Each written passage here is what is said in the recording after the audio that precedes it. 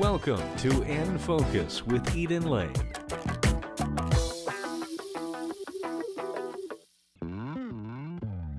Tonight we have a special look back at 150 episodes celebrating the arts in Colorado. We'll have selected highlights from viewer favorites, and we begin with a red carpet look at the Henry Awards. Tonight is Colorado Theater Guild's Henry Awards, and we're here at the Denver Center for the Performing Arts to meet all of the nominees and see who takes home the Henry for 2011. Hi, Eden. What is it like to see Colorado's theater community that you report on, that you champion so much, put on an event like the Henry Awards? Well, it's definitely the theater night of the year in Colorado. Well, the Henry Awards are about to begin. Everyone's taking their seats. Let's go in and see who wins the Colorado Theater Guild's Henry Awards for 2011. The Arvada Center has always been a wonderful part of our coverage. The high-caliber theatrical productions are only part of the story. World-class artists are in the galleries, and the 50-year retrospective of Robert Mangold was a highlight. Hi, Eden. Hi, Eden. Hey, thanks for all your help with supporting all the Arvada Center programming in the theaters and in the galleries and even with all of our education programs. And congratulations on your 150th episode. Congratulations, Eden. Congratulations, Eden. Thanks for all the support. We love you. Thank you. The Cherry Creek Arts Festival was another important segment for us, not just for its own content, but it allowed us to meet some artists that we otherwise might not have. As you can see behind me, we're here at the Cherry Creek Arts Festival. We're going to follow some student art buyers from Centennial Elementary and see what they choose for their school. We'll also have a chance to visit two of the local artists who are exhibiting here at Cherry Creek Arts Festival, one for the very first time. Colorado artist Casey Horn showed us how he makes calligraphy sculptures by bending metal. He got a little help from his daughters explaining it to us. Okay, this one's evening. This is like the dark sky and the rising moon, like how the lightness is disappearing into the dark sky. Oh, I see it. The sun is going away. Mm-hmm. And that's actually a one-of-a-kind vessel. It's fabricated out of stainless steel sheet. Which is what we saw you cutting out. Right, so rather than working in clay, I build everything out of sheet metal originally.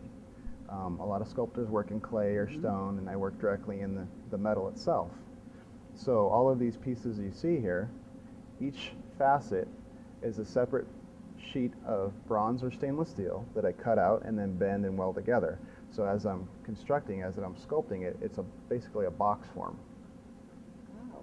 And then once I finish an original sculpture, we make a mold and do a limited edition casting. And you saw me grinding one of those cast pieces.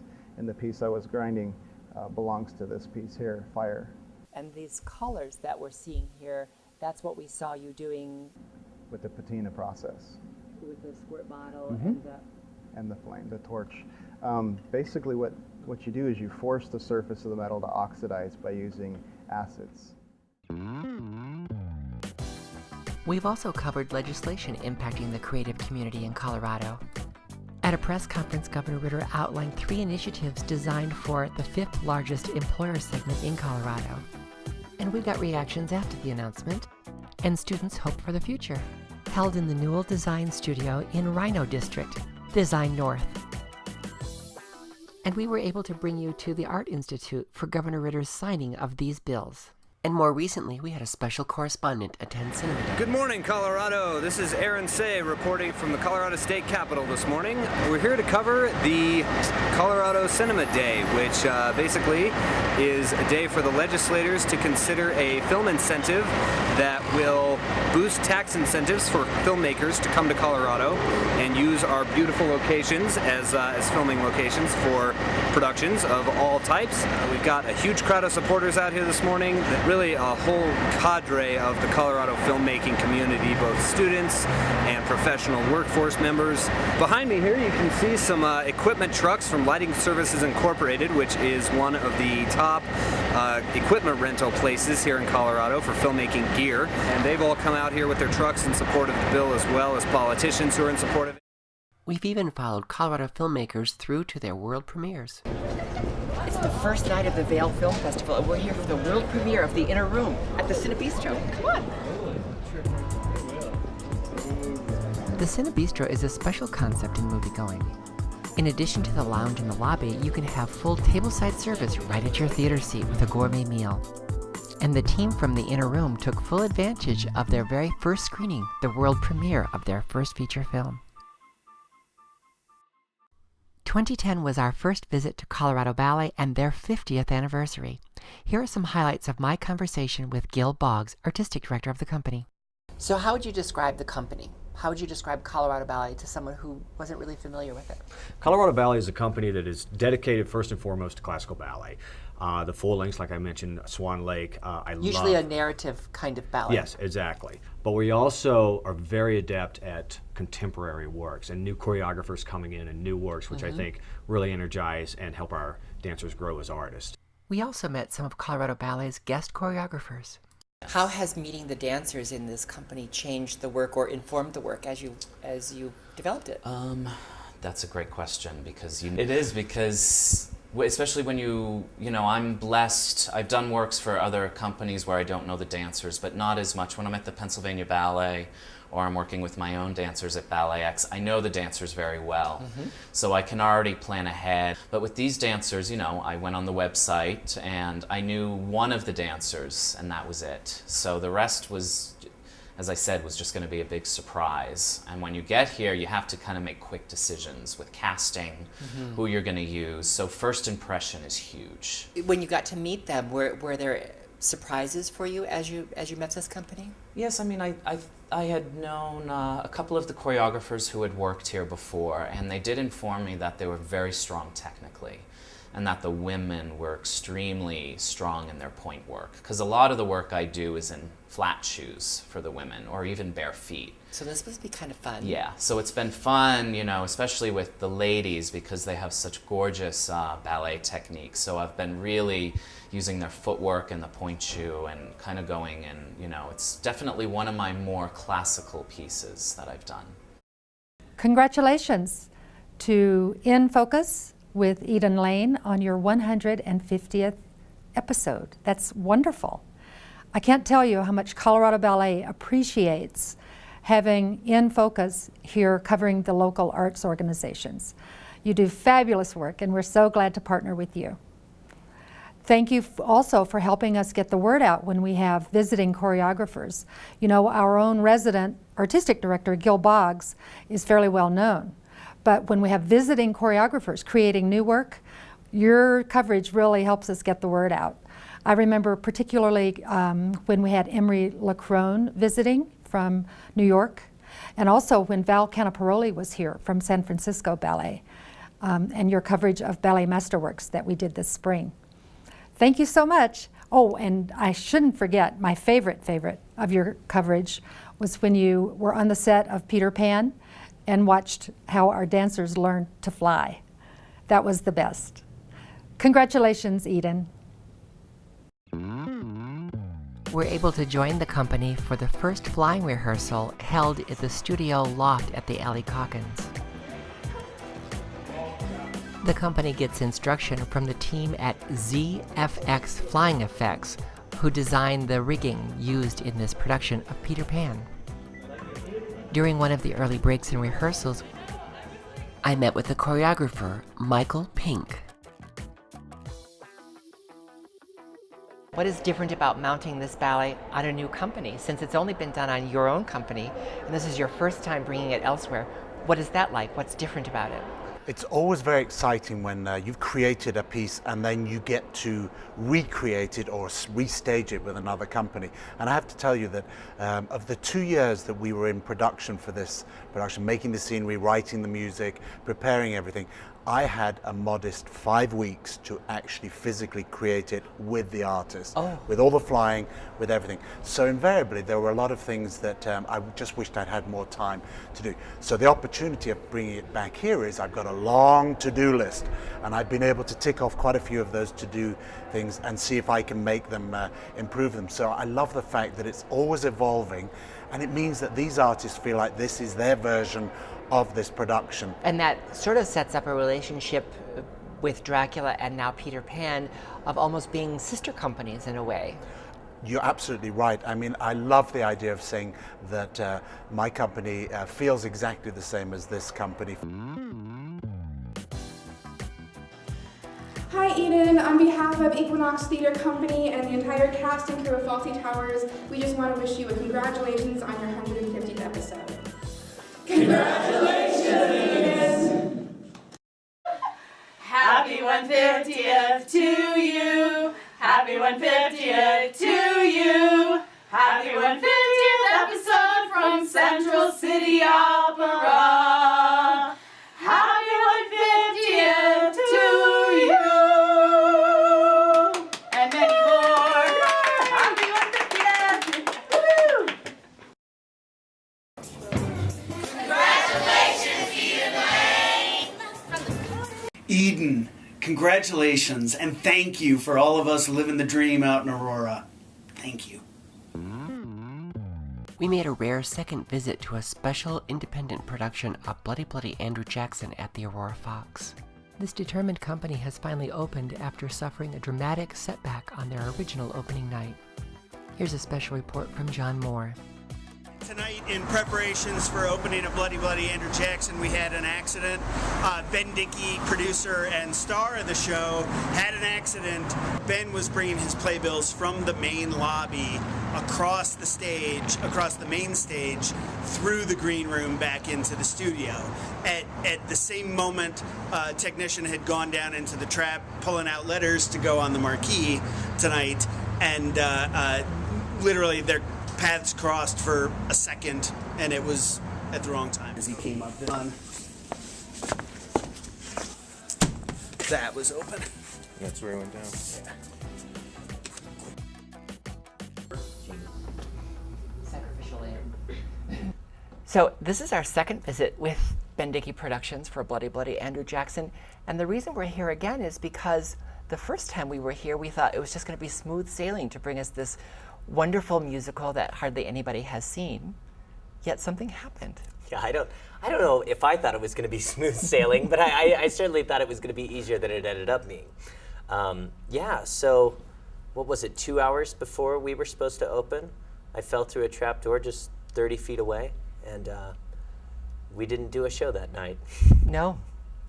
But your tenacious company and you stuck to it, and even though your opening was delayed, we're still here seeing you do this. That word's amazing to me, tenacious, and I think it aptly describes the company.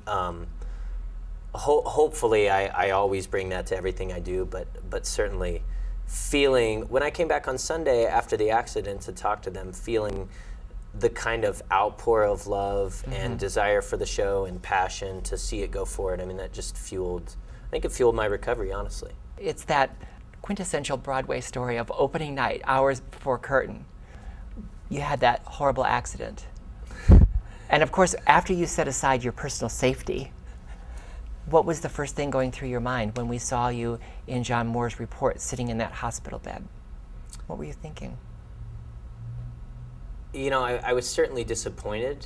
I mean, probably overwhelmingly so, but oddly enough, I really felt a lot more concerned for, you know, the folks who are planning on coming to opening.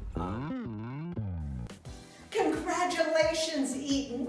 You're the most stylish host I know from head to toe. Here's to another 150 fabulous episodes. Bravo!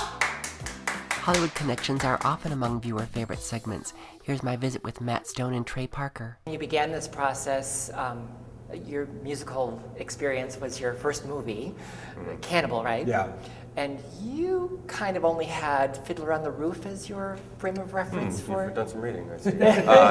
Yeah, Trey definitely grew up doing musicals, and he's like the musical guy out of the both of us. My musical experience came from Fiddler on the Roof. My mom just a recording. Just the album Fiddler on the Roof. She played over and over and over, and I think it was to try to get me to be more Jewish and hopefully to convince me to be bar mitzvahed, which didn't work. But she had to do something in Colorado. Just yeah, what else are you gonna do? But the other big part of it for me was the Monty Python movies. Always they had one musical number. Yeah, number and they're amazingly well done. You know, I know they're just single numbers, but that's my musical background. So you really didn't know what you were getting yourself into. Well, I did, when I met Trey in college, we did Cannibal, and then from then on, now I do, because we do so much musical stuff on the show. But growing up in Colorado, I had no experience in theater or anything like that. So if the recording of Fiddler on the Roof was your first introduction to musical theater, what was yours? It was the same. I mean, growing up in Conifer, we didn't have a whole lot of live theater. So, did you come down to Denver? So, I did. I actually came down here. I think the first thing I saw here was Cats, maybe. And then I remember seeing Starlight Express here. But really, I didn't. I mean, those weren't my big favorite. I loved the old Rodgers and Hammerstein stuff that I got to see just on VHS. Same kind of thing, where it was like. Because I really did grow up more with a love of movies, and I wanted to be a filmmaker and make make television and film. But in that, I loved musicals the most. And I loved Singing in the Rain, and I loved all the and I just loved it as a movie. And it didn't even it wasn't even so much of like, wow, the stage. It was just like, wow, movie musicals. Like I really grew up more infatuated with movie musicals than with the actual stage. So how did you translate that? How did you find translating that to a physical audience interaction with your work? It was a bitch. It was a bitch because we're so used to we're also known in Hollywood as the guys that don't test anything. We don't believe in filling a theater with people and sitting in the back and taking notes. We don't focus group. We don't focus group. No. We just never believe. We just always like, if we think it's funny, then we're going to put it there. Focus group with each other. Yeah, exactly. Yeah, but I mean, most Hollywood, movies, they're focus group to death. I mean, and really, to death. Sometimes it really shows. Yeah, and it really shows. Yeah, I mean, they really you can tell it's been committed. But with theater, you can't ignore what the audience thinks. I don't care. It's funny. If there's 1,000 people there not laughing at a joke, you got to change it. It doesn't. You can't quite have that same ethic because in theater, the audience is part of the show. It's part of the. It's part of the experience. It's a character. That working with the audience as a character member, and then really writing the songs to say, okay, stop, hold on, I'm going to tell you something right now because this is important for you to hear. Right. That it really. That's what I loved about theater was like, unlike a movie where you're just kind of you're spying in on everyone's lives. And of course, you hated the change process. Yeah, of course. But I love that feeling of being drawn into it.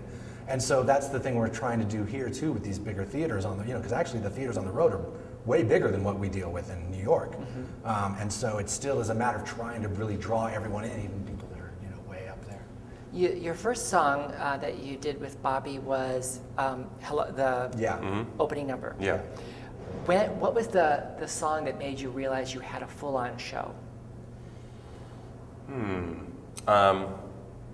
Something more than a sketch, where you knew this project was really going to work. I think when we had the idea, and we hadn't written the song yet, but we had the idea that we should do a song like in The King and I, when the woman tells the story of Uncle Tom's Cabin in her version of it. And we kind of had this idea early on of like, it'd be great that they're hearing the Mormon story and then these people will, in a very King and I, we kept talking about King and I, we're like, we should have that moment in Act 2 when they regurgitate it and say, here's what we now believe. And I think it's when we heard you say. Yeah, and it's like when we had that as the hook of Act 2, that's when I think we really felt like we had a show that was going to be about something and actually really have a place to go, and everything was about getting to that moment. It feels like... While on tour with La Cage aux Folles, George Hamilton shared a very personal moment with us. We went out with the theory that we're going to be shot at. And there would be people, that would be the possibility. So they thought, now, who do we get to play the lead in it? Well, they call in, they say, George Hamilton, didn't he play Hank Williams in that? Well, I locked him in that thing, he's all right. Well, he did that movie, Zorro the Gay Blouse, a sort of a spook, that'd be all right. He can bring Love at First Bite. Love at First Bite. So they thought, that's kind of safe. The truth of the matter is, this is like watching Our Town. It's become a classic. What's the big deal anymore? All that's gone. The first night when I was expecting a sea of gay faces out there all enjoying the show, I saw blue hair. I saw a sea of blue hair. And at one moment I saw panties coming at me and I thought, oh no, this is not possible. I thought it were rocks. I picked them up and they were bloomers. 85-year-old ladies with names written on them for a good time called Margaret. I thought to myself, this is not possible. And I've gone across the country, not one incident of anything like that. America to its credit, America has accepted this, and with generally takes generations to bite off something, and you may bite it off, but to digest it's another thing. That's over with. The people who have seen this enjoy it, and there's never not been a standing ovation in this show. I don't think it has anything to do with me. I just think it's the composite of it all, and the music and everything else, and also it's about a country that with all our flaws, we have been able to accept the flaws that we perceive in others, and now realize our strengths. This is what America's strengths. And I'm amazed at it. I'm pleased to have been part of that, you know. I'm not gay. I had a brother who was, and I saw him suffer through an era where it was totally closeted, and he had no chance to be himself. And I don't think he ever felt accepted by my mother. And I, because I was raised by him really, totally accepted him. And it was very interesting. And at the point, he died very young, 53, and alcoholism and such. And I was with him for 6 months until the end. And when he passed away, I was in the room with him, and we were talking the night before, and I said, Bill, if you had it to do over again, what would you do differently? What was his answer? I'd love more. I think that we all can identify with that sentiment. Amazing to me. We couldn't look back on our arts coverage in Colorado without context from Cleo Parker Robinson. I'm Cleo Parker Robinson. It is an honor to congratulate In Focus for all of the wonderful work supporting the arts and really encouraging people to understand the value of them.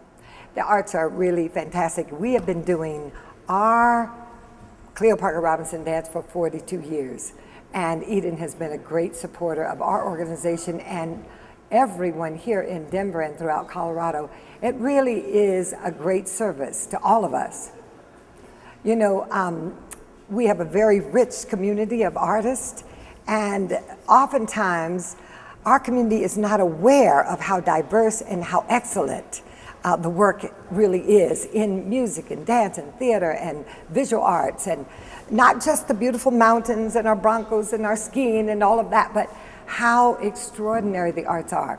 And people are now realizing that this area, Colorado, is the mecca for a very special art. And In Focus really, really shares that with communities, and we thank you.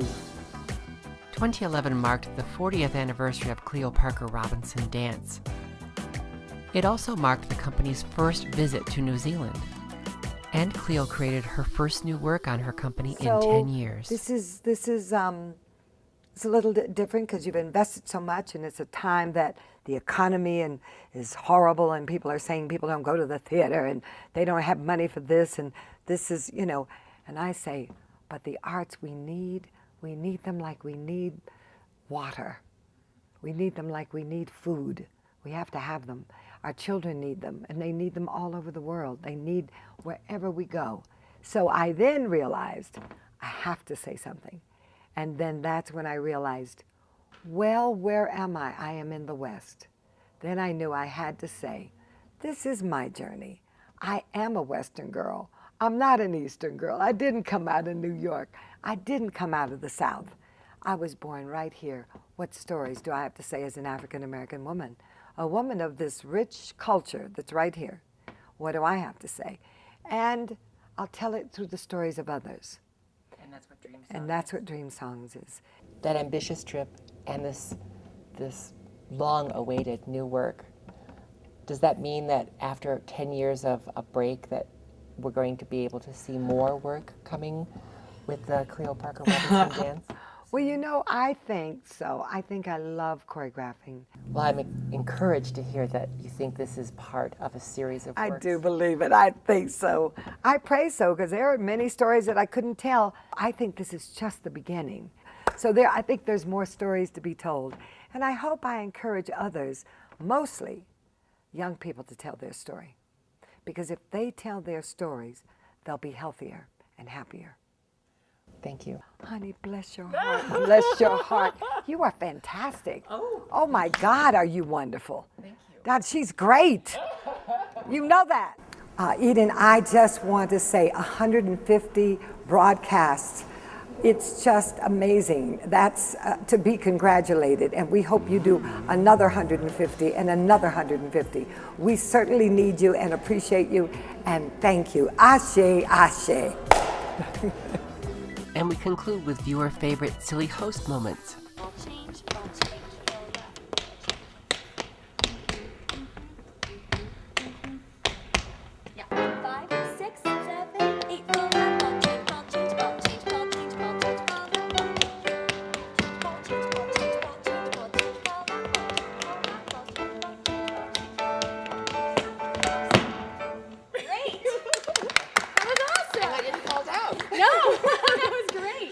You're a natural. Well. Okay.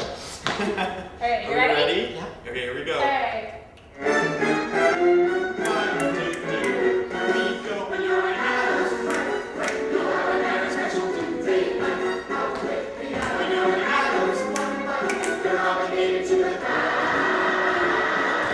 It's family first and family last and family by and by.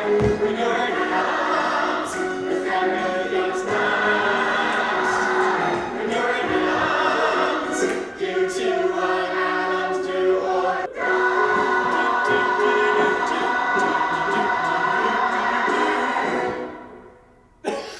That was great. Great. Yeah. Thank you so much.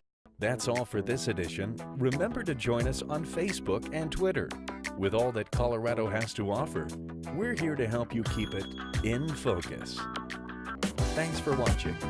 Good night.